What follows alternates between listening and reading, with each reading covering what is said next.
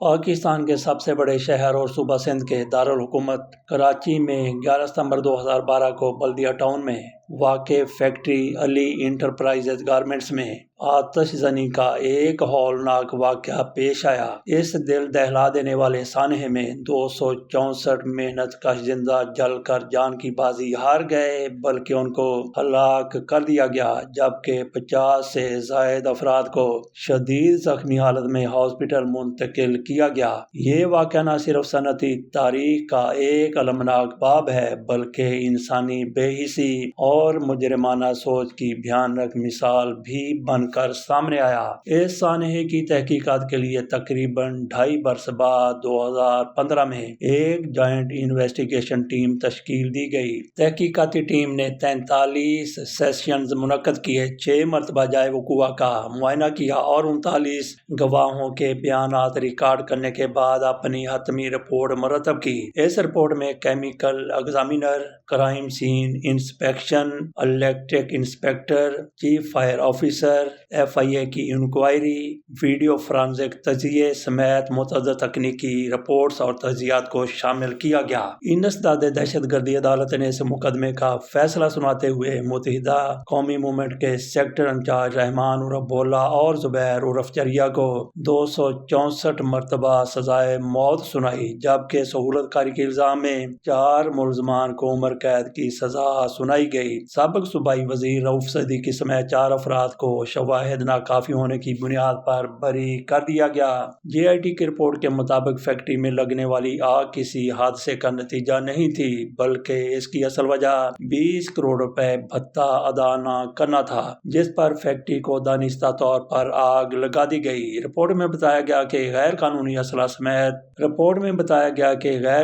اسلحہ کیس میں گرفتار ملزم رضوان قریشی نے دوران تفتیش انکشاف کیا کہ MQM کے رہنما حماد صدیقی نے فیکٹری مالکان سے 20 کروڑ روپے بھتے کا مطالبہ کیا تھا۔ فیکٹری مالکان کے انکار پر سیکٹر انچارج رحمان عرف بھولا نے 11 ستمبر 2012 کو فیکٹری میں آتش گیر کیمیکل پھینکا، جس کے نتیجے میں آگ بھڑک اٹھی۔ تحقیقاتی رپورٹ میں یہ بھی واضح کیا گیا کہ پنجاب فورینسک سائنس ایجنسی نے اس امر کی تصدیق کی کہ یہ واقعہ آتش زنی کا نتیجہ تھا، جبکہ شواہد سے یہ بات ثابت ہوئی کہ آگ الیکٹرک شارٹ سرکٹ کی وجہ سے نہیں لگی۔ فیکٹری میں کام کرنے والے ایک ملازم نے مجسٹریٹ کے روبرو دیے گئے بیان میں بتایا کہ اس نے زبیر عرف چریا کو اپنے 5 ساتھیوں کے ہمراہ ایسی چیز پھینکتے دیکھا، جس کے 5 سے 10 سیکنڈ کے اندر گودام میں آگ بھڑک اٹھی۔ اس نے یہ بھی بیان دیا کہ زبیر نے کنٹین کی طرف جانے والا دروازہ لاک کر دیا اور آگ بجھانے والے عملے کو بھی اوپر جانے سے روکے رکھا، جہاں فیکٹری کے درجنوں مزدور کام کر رہے تھے۔ JIT نے اپنی رپورٹ میں اس امر پر اتفاق کیا کہ تکنیکی رپورٹس، شواہد اور گواہوں کے بیانات اس بات کی تصدیق کرتے ہیں کہ آگ لگانے کا یہ واقعہ کسی حادثے کا نتیجہ نہیں، بلکہ ایک سوچا سمجھا دہشت گردانہ منصوبہ تھا، جسے غالباً کیمیکل کے استعمال سے عملی جامہ پہنایا گیا۔ فیکٹری کے پروڈکشن مینیجر کے مطابق MQM کے بلدیہ سیکٹر کا فیکٹری کے اندرونی معاملات میں خاصا اثر و رسوخ تھا۔ سیکٹر آفس کی جانب سے فیکٹری انتظامیہ سے زکوٰۃ، فطرانہ، پارٹی فنڈز اور مختلف کنٹریکٹس وصول کیے جاتے تھے، جبکہ ملازمتوں کی بھرتی اور برطرفی میں بھی ان کا کردار نمایاں تھا۔ انہوں نے یہ بھی بتایا کہ سیکٹر انچارج رحمان عرف بھولا نے MQM کی تنظیمی کمیٹی کی جانب سے فیکٹری مالکان سے 25 کروڑ روپے بھتے کا مطالبہ کیا تھا۔ اس شخص کے بیان کے مطابق فیکٹری مالکان شدید ذہنی دباؤ اور اضطراب کا شکار تھے۔ وہ 1 کروڑ روپے میں معاملہ ختم کرنے پر آمادہ ہو گئے تھے، مگر سیکٹر انچارج رحمان عرف بھولا کسی صورت اپنے 20 کروڑ روپے کے مطالبے سے پیچھے ہٹنے پر تیار نہ تھا۔ اس کے ساتھ ہی ادائیگی نہ ہونے کی صورت میں سنگین نتائج کی کھلی دھمکیاں بھی دی جا رہی تھیں۔ اس نے مزید بتایا کہ وسیم دہلوی نامی شخص، جس کے متحدہ قومی موومنٹ سے گہرے روابط تھے، فیکٹری سے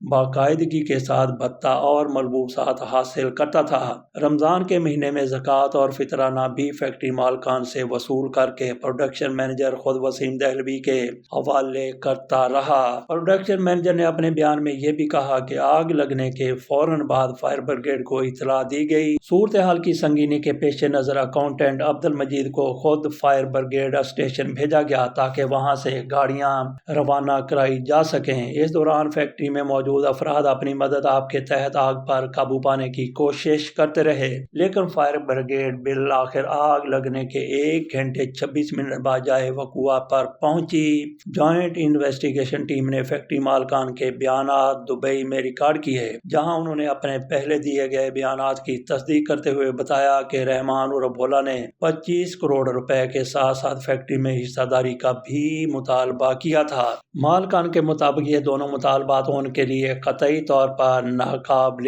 قبول تھے۔ جی آئی ٹی نے اپنی رپورٹ میں پولیس کی جانب سے مقدمے کے اندراج میں مجرمانہ غفلت کی نشاندہی کرتے ہوئے کہا کہ اتنے بڑے پیمانے پر جانی نقصان کے باوجود کسی معتبر ادارے سے تحقیقات میں مؤثر تعاون حاصل نہیں کیا گیا۔ دستیاب رپورٹس کو بھی پیشہ ورانہ انداز میں نہ تو جانچا گیا اور نہ ہی ان کی درست تشریح کی گئی۔ دوسری جانب فیکٹری مالکان ارشد بھائیلا اور شاہد بھائیلا نے جی آئی ٹی کو بتایا کہ ضمانت پر رہائی کے بعد ان پر متحدہ قومی موومنٹ کی جانب سے صلح کے لیے شدید دباؤ ڈالا گیا۔ ان کے مطابق ایم کیو ایم کے اس وقت کے ڈپٹی کنوینر انیس قائم خانی کے قریبی دوست اور حیدرآباد کی ایک بڑی کاروباری شخصیت علی حسن کے ذریعے مذاکرات کیے گئے، جن کے نتیجے میں یہ طے پایا کہ اگر فیکٹری مالکان جاں بحق ہونے والے مزدوروں کے ورثاء کو 2.5 لاکھ روپے اور زخمیوں کو 1 لاکھ روپے معاوضہ ادا کر دیں تو ایم کیو ایم سے صلح ممکن ہو سکتی ہے۔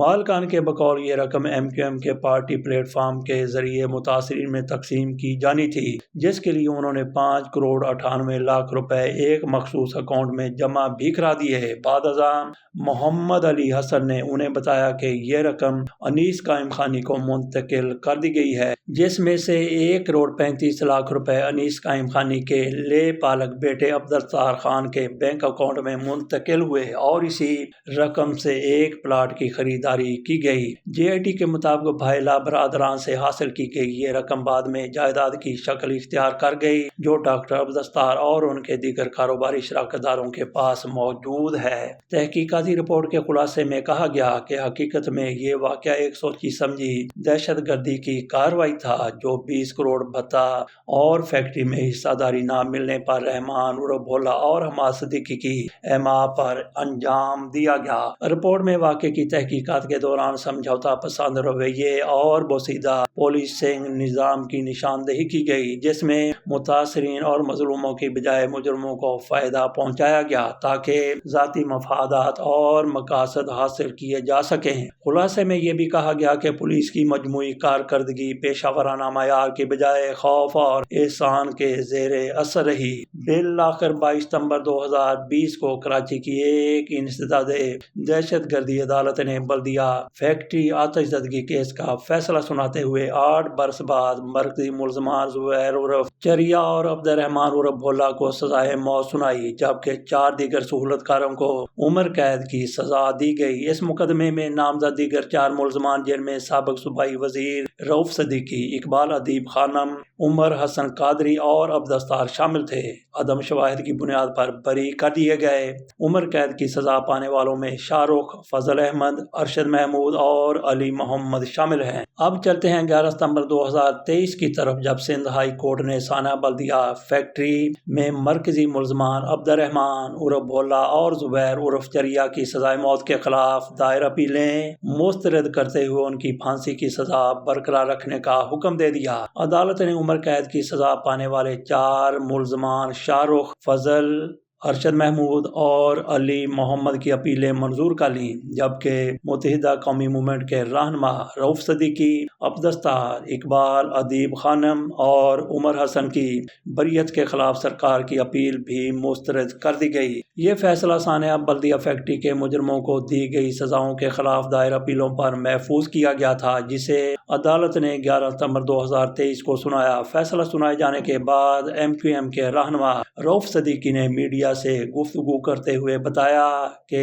8 برس کے دوران انہوں نے 700 سے 800 پیشیاں بھگتیں۔ ان کا کہنا تھا کہ سانحہ بلدیہ میں 260 افراد جل کر شہید ہوئے اور یہ شخص کا یا ادارے نے بھی